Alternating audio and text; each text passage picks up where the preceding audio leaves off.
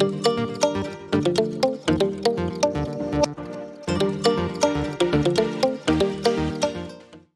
everyone. Every year on June 26th, the world unites to observe the International Day Against Drug Abuse and Illicit Trafficking. This important day serves as a reminder to address the problems with drugs and the illegal trade, as well as to emphasize the significance of efforts at prevention, rehabilitation and treatment. Today presents an opportunity for all of us to unite and take a stand in order to end the taboo, combat stigma and assist those who are seeking recovery. So to raise more awareness and provide us with valuable information, we have Mrs. Somya Mohapatra, the Chief Therapeutic Counselor at Manam, to answer a few questions about drug abuse and how it is related to mental health. Hello ma'am. So to start with it, what leads to addiction and how do people get into drugs? So, Natasha, I think this is a very important question on the day that we are observing today on June 26th. So, youth today, or let's say starting from adolescents, go into addictive behavior pattern. So, it's very important to know that addiction is a mental health condition.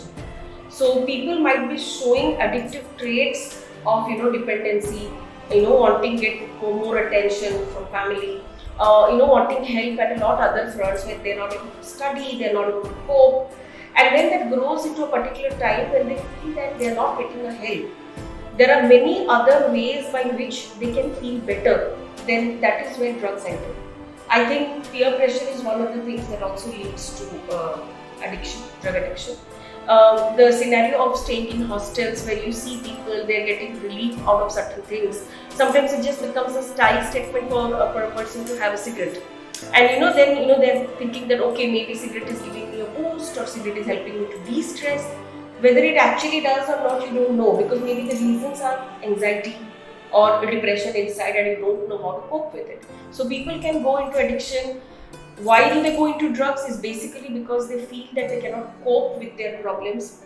They are confused, they do not have clarity, and most importantly, they are feeling insecure about something which is not into a clear picture of understanding, and that is where they go to drugs. Okay. So, a lot of people drink socially and also smoke when they're alright. So, how does one know that they're addicted?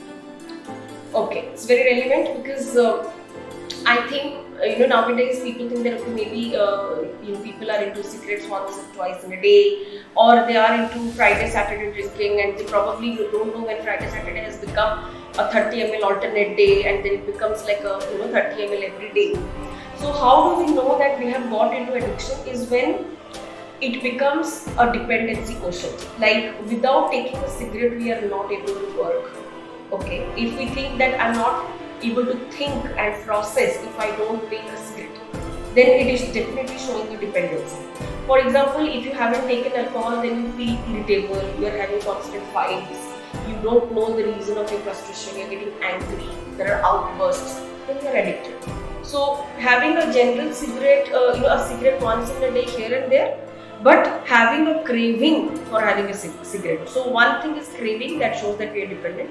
Second is when we haven't taken any substance, we feel the withdrawal in forms of behavioral disruptions or conduct or emotional disturbances. Then it is a clear example that we are into, a clear sign that we are into addiction. Okay. So once we are aware that a person is addicted, how can we help them? How can the family help them? So this is coming to a question of psychoeducation that I take this platform to use, Natasha, and I would like to share this with the viewers.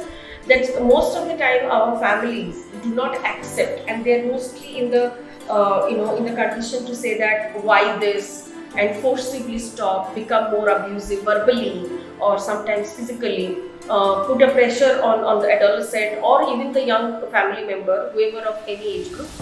So the pressure is not going to help. Instead of that, we suggest that the family understands the core need of the person, why the person drifted towards drugs, whether it is cigarette, alcohol or any substance for that matter. So the family needs to know first that there are some other reasons for the person to go into drugs, and not that the person is going there by choice and we remove the person from it by force. Second is definitely the family can go for talking with de-addiction experts, mental health counselors, psychiatrists, who can give them psychoeducation about that person's inability to cope with either anxiety, depression, or some life threatening stress for which the person is going. And that is the first step for the family. Okay. And how can addiction be treated? So addiction can be treated at multiple levels. Instead of the treated word, I would still believe, because you have brought up this about on June 26th, and you said in your lead that we can prevent. So the first step is here, as we discuss about it and we share it in social media, we are preventing. Now the treatment process can start first with awareness about the family that a person is suffering, and not that a person is taking out excuses to be into drugs. Let's first destigmatize the thought process behind treating an addict. Second is, there is a medical process of treating addict patients, whether it is any kind of addiction. So one needs to go to a psychiatrist and anti-addiction specialist so that they can give the medical help if it is at the primal stages of addiction. Then they can be guided through therapy and counseling.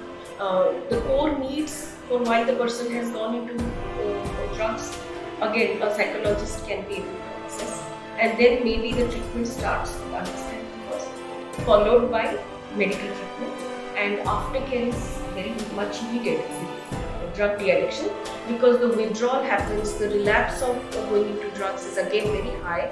So what we overall can do, apart from spreading message and awareness, is to practice empathy, understanding, patience with the addicts, and definitely if the family is getting the burnout by being with an addict in the family, let the family members also go for supportive psychotherapy sessions where they are able to deal with their own difficulties.